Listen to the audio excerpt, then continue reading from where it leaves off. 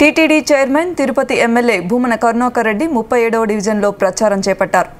Polling బూతుల వారీగా ఇంటింటి ప్రచారం నిర్వహించారు. ఇంటింటికి కరపత్రాలను పంచుతూ ఫ్యాన్ గుర్తుకే ఓట్లు వేయాలని అభ్యర్థించారు. భూమన అభినయ్కే ఓట్లు వేసి గెలిపించుకుంటామని కరుణాకర్ రెడ్డికి స్థానిక ప్రజలు భరోసా కల్పించారు.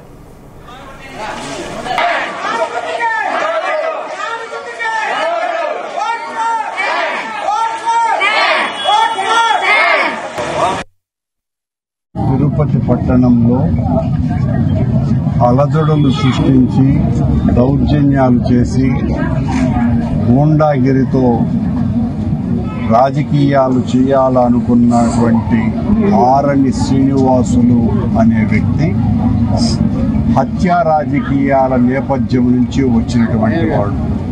చిత్తూరులో కనీసం 18-19 హత్యలు అనేక సంవత్సరాలలో జరిగినటువంటి ఆ సాంప్రదాయంలో పెరిగినటువంటి కలుపు మొక్క ఆరణి శ్రీనివాసులు.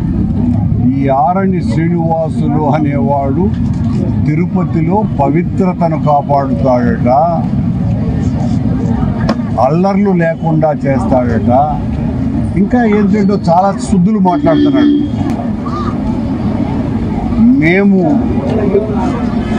అధికారంలోకి వచ్చిన తరువాత ఒక్కటంటే ఒక్క అల్లరి మూకల చేష్టలు కానీ హింస కానీ తిరుపతిలో లేకపోగా తిరుపతిలో ఆధ్యాత్మిక